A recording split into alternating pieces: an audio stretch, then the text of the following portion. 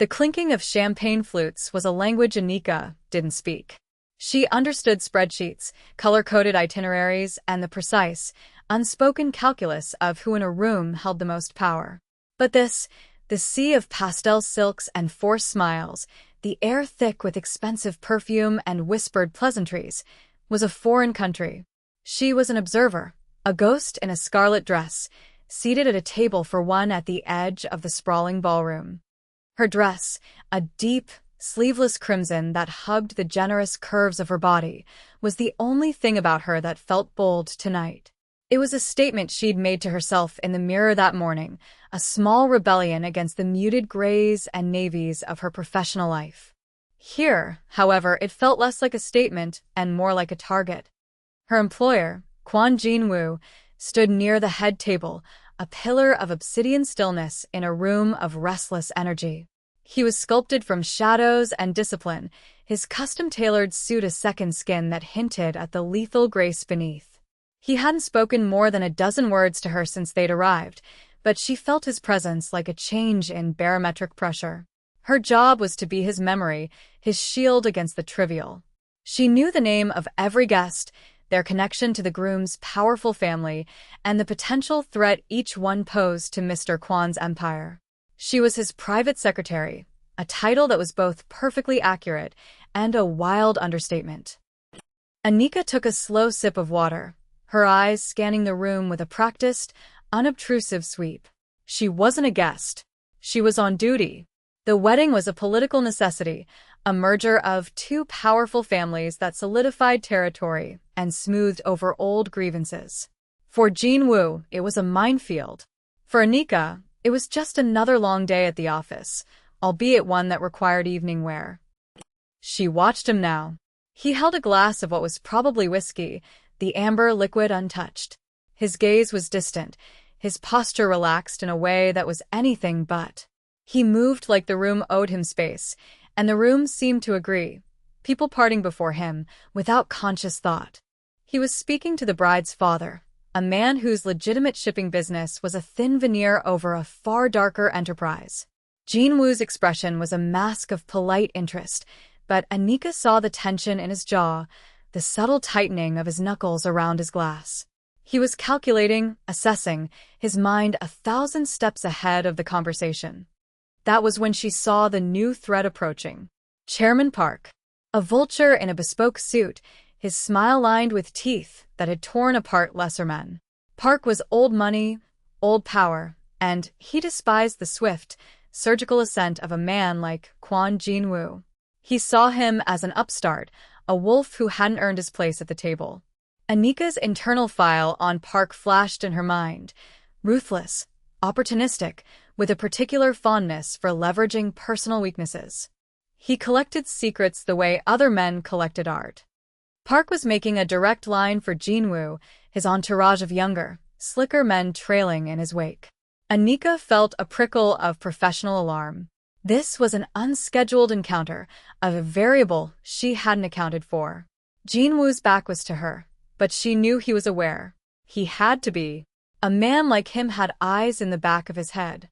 She watched as Jin-woo ended his conversation with the bride's father, turning just as Park arrived. The shift in the atmosphere was immediate, a pocket of cold air forming around the two men.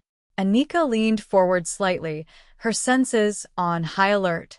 This was the real business of the evening. And then something unexpected happened. Jin-woo's gaze lifted, sweeping over the crowd, past the dancers, past the gossiping circles of matriarchs. His eyes, dark and flat as river stones, found hers. For a single, paralyzing second, she was caught in his stare. It wasn't a glance. It was a summons. He excused himself from Chairman Park with a curt nod that was an insult in its brevity. And then he was moving. Not toward the bar, not toward the exit, but directly toward her. Toward her lonely table at the edge of the world. The murmur of the room seemed to fade as he approached. Anika's heart, usually a steady, reliable engine, gave a painful thud against her ribs. He stopped before her, casting a long shadow over her table. He didn't smile. He didn't offer a greeting. He simply looked down at her, his expression unreadable. The scent of his cologne, a clean, sharp mix of cedar and smoke, enveloped her. "Get up," he said, his voice a low command meant only for her. She rose without question, her training kicking in. Her mind raced. Did they need to leave? Was there an imminent threat? Was this a coded signal? He looked from her to the dance floor, then back again. Chairman Park was watching them, his eyes narrowed with predatory curiosity. That was the moment everything changed. Jin-woo extended a hand. It was not a request. "Pretend you're my wife," he murmured, his voice so low she felt it more than heard it. "And dance with me." Anika's breath hitched. Of all the contingency plans she had run through her head for the evening, this was not one of them. She placed her hand in his. His skin was cool, his grip firm and absolute. He led her toward the dance floor, his body a solid wall between her and the prying eyes of the room. He pulled her into his arms as they reached the edge of the swirling couples. One of his hands rested on the small of her back, a shocking point of heat against the cool fabric of her dress. Her own hand went to his shoulder, the wool of his suit impossibly fine beneath her fingertips. They began to move, a slow, formal sway that was perfectly in time with the music. Anika kept her eyes fixed on the knot of his tie. She could feel the steady, rhythmic beat of his heart through the layers of his shirt and jacket. It was a strangely human sound coming from a man who often seemed more like a carefully constructed machine. "Chairman Park is looking for leverage," Jin-woo said, his lips close to her ear. His breath was warm against her skin. "He wants to arrange a marriage for his niece. A stratégique alliance. He believes I am unmarried and unattached. We are going to disabuse him of that notion." "I see," she said, her voice a little shaky. "And I am the chosen deterrent. You are seated alone. You are unknown to his circle. You are with me," he stated, as if it were the most logical sequence of events in the world. "For the next hour, you are not my secretary. You are my wife, Anika Kwon. You adore me. You are fiercely protective of our privacy." Can you do that? She met his gaze then, and the sheer intensity in his dark eyes stole the air from her lungs. This wasn't a game. It was a move on a chessboard she was only just beginning to comprehend. "Yes, Mr. Kwon. Jin-woo," he corrected her softly. "My wife would call me Jin-woo." The word felt foreign on her tongue, too intimate. But she was a professional. She would play her part. She leaned in slightly, letting her head rest for a moment against his shoulder, a gesture of familiarity she hoped looked convincing. His entire body went rigid for a fraction of a second before he relaxed into it, his hand tightening almost imperceptibly on her back. They danced in silence for another minute, two strangers playing the part of lifelong partners. Anika was acutely aware of every detail, the solid strength of his frame, the way his thumb brushed rhythmically against her skin, the fact that he smelled not just of cologne, but faintly of rain, as if he'd carried a piece of the storm outside in with him. The song ended. He did not release her. He kept her close as the next one began, a slower, more intimate ballad. Chairman Park was still watching, his expression now one of sour frustration. The gambit was working. "He will approach," Jin-woo whispered.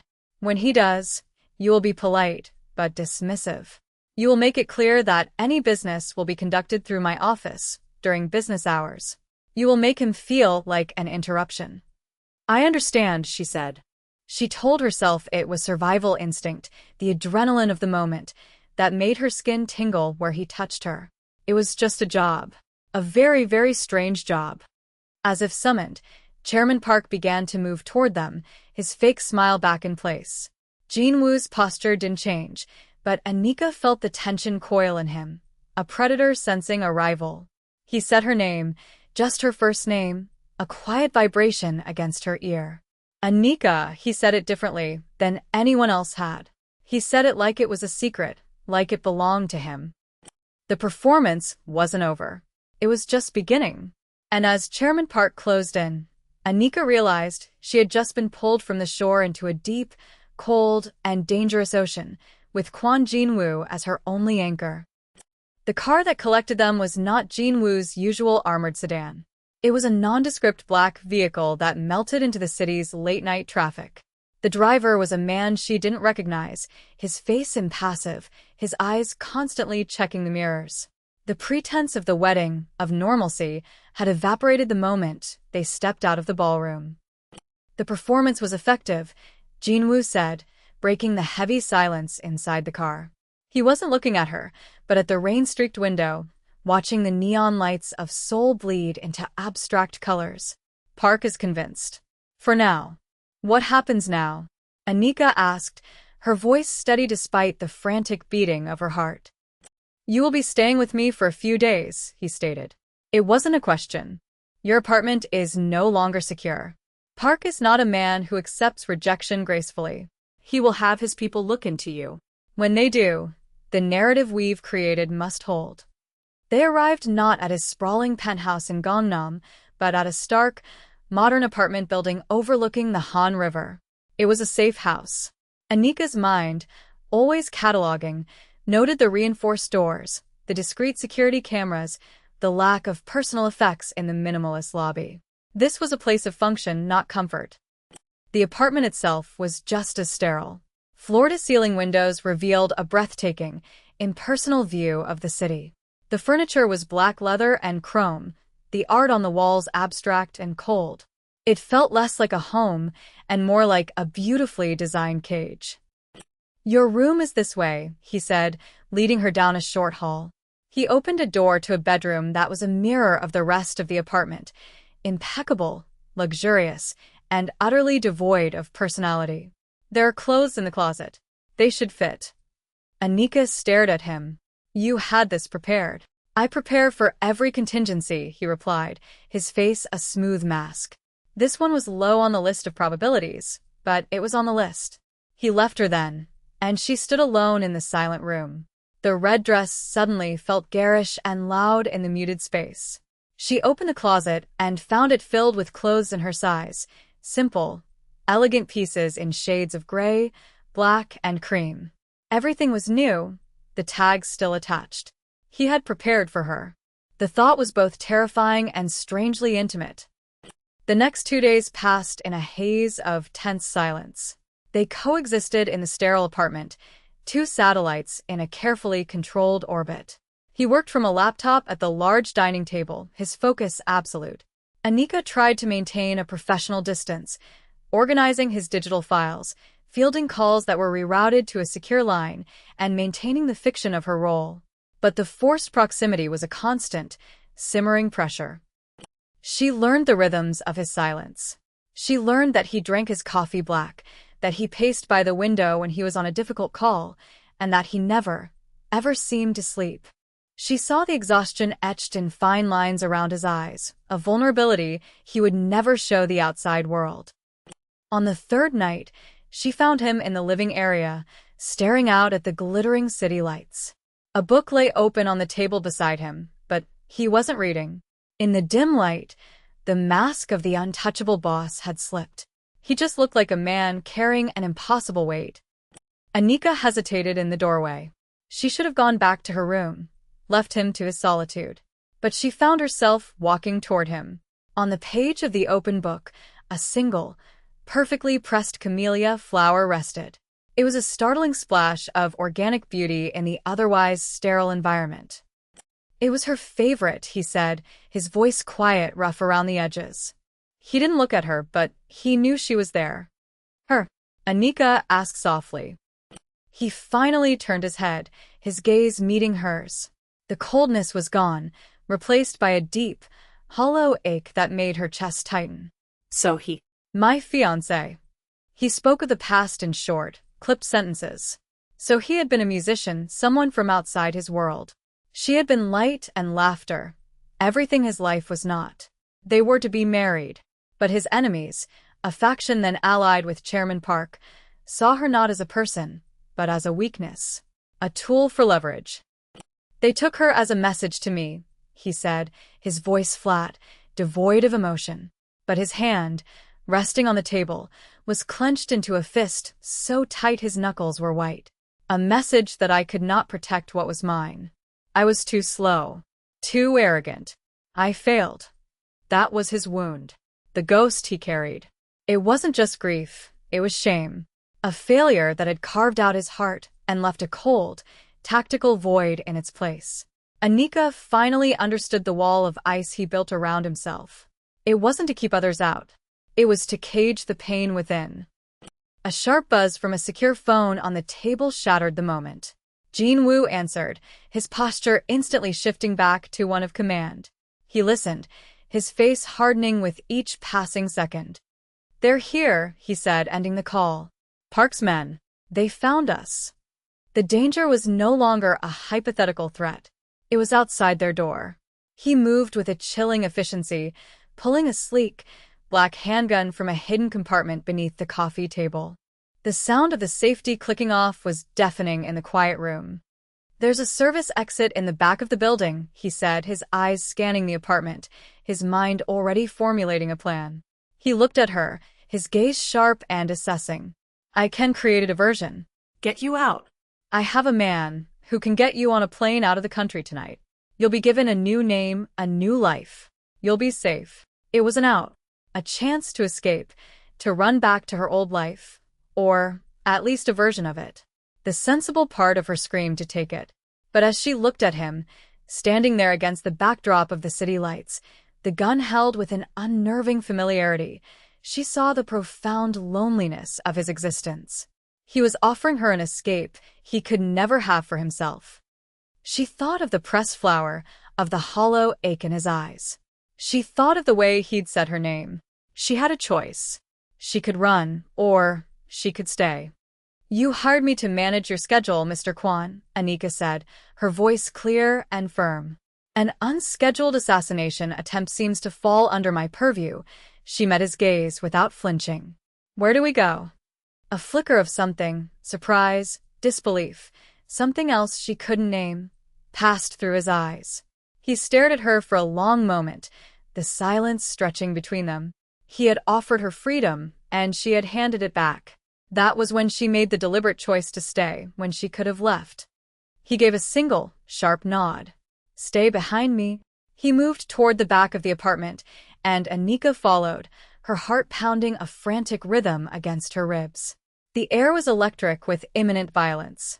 As they slipped into the concrete stairwell of the service exit, the sound of their own apartment door splintering open echoed from down the hall. They were no longer playing a part. This was real, and she had just chosen her side. The new safe house was the opposite of the sleek penthouse. It was a small, grimy apartment in a forgotten neighborhood, smelling of dust and disuse. The escape had been a blur of dark alleyways and a high-speed car ride through the sleeping city. During a frantic moment, a piece of shrapnel from a shattered car window had grazed Jin-woo's arm, leaving a shallow but bleeding gash. Now, in the dim light of the single bare bulb, the wound looked dark and angry. He sat on the edge of a lumpy mattress, his jacket and tie discarded, his white shirt stained with blood. "There's a first aid kit in the bathroom," he said, his voice tight with pain he refused to acknowledge. Anika found it a small, functional box. When she returned, she knelt before him. "Let me," she said, her tone leaving no room for argument. He didn't protest. He watched her, his eyes dark and unreadable, as she carefully cleaned the wound with an antiseptic wipe. Her hands were steady, her movements efficient. She was competent under pressure. It was one of the reasons he'd hired her. But this was different. This was not professional. This was personal. Her fingers brushed against his skin, and a jolt went through them both. The air in the small room grew thick, heavy with unspoken things. She was so close, she could see the faint scar that cut through his left eyebrow, a detail she'd never noticed from across a desk. She could feel the heat radiating from his body. She focused on her task, applying a sterile dressing and taping it securely. Her work done, she should have moved away. She didn't. Her hands lingered on his arm. He slowly lifted his other hand and covered hers, his fingers lacing with hers. His touch was hesitant, almost reverent. They stayed like that for a long moment, the silence charged with a dangerous current. Her gaze lifted from his arm to his face. He was watching her with an intensity that stripped away all pretense. The roles of boss and secretary, of protector and protected, dissolved, leaving only a man and a woman in a small, dark room, bound by the danger that hunted them. That was the moment, the first truly charged moment between them, proximity and silence saying more than words ever could. The next morning, the reality of their situation crashed down. A message was delivered through one of Jinwoo's few remaining trusted channels. It was from Park. It wasn't a threat against Jinwoo. It was a photograph of the brownstone where Anika's older sister lived, in a quiet neighborhood worlds away from all of this.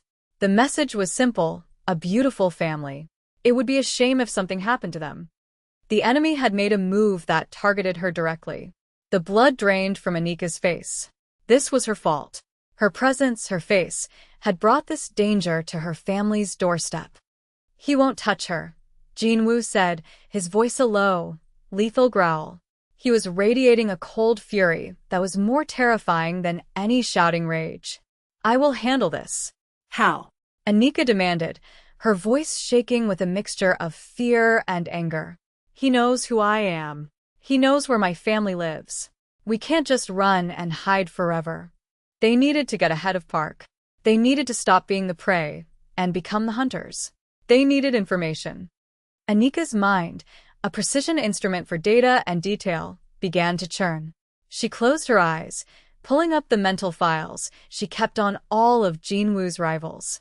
She thought of Chairman Park, his businesses, his associates, his weaknesses. And then a memory surfaced. A footnote in a financial audit from 6 months ago. An accountant in Park's organization, a man named Choi, had a gambling problem. A significant one. Jinwoo's people had flagged it as a potential point of leverage, but had never used it. "Choi Min-jun," she said, her eyes snapping open. "Park's financial controller. He has massive debts to a casino in Macau. Debts Park doesn't know about." Jinwoo looked at her, understanding dawning in his eyes. "We could buy his debt. Own him." "We could do more than that," Anika said, her voice hard. "We could threaten to expose him to Park. Ruin him. He'll give us anything we want. Park's movements. His schedule. The location of his next big meeting." It was a cold, ruthless plan. It involved threatening to destroy a man's life to save their own. It was a move straight from Jinwoo's playbook, not hers. A few days ago, she would have found the idea abhorrent. Now, with the image of her sister's home burned into her mind, it felt like the only option. She had crossed a line she could not uncross. She was no longer just an administrator of this world. She was a participant in its brutal logic. Jinwoo studied her, his expression a mixture of grim pride and something that looked almost like regret. "Doing this will change you, Anika."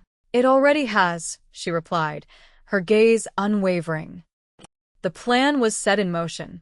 Within hours, the terrified accountant was on a secure line, his voice trembling as he gave them everything.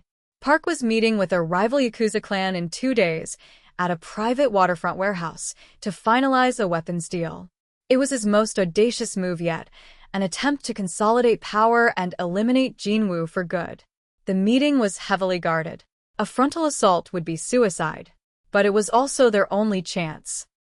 The night before the planned confrontation, the tension in the small apartment was unbearable. The adrenaline had faded, leaving a raw, exposed vulnerability in its place. They sat in near darkness, the only light coming from the city glow through the grimy window. "You should have run when you had the chance," Jinwoo said, breaking the long silence. He wasn't looking at her, but his words were heavy with the weight of what was to come. Anika thought of the choice she'd made in the penthouse, the choice to follow him into the dark. "I told myself it was just part of the job," she admitted, her voice barely a whisper. "That it was my professional duty. I was lying." He finally turned to look at her.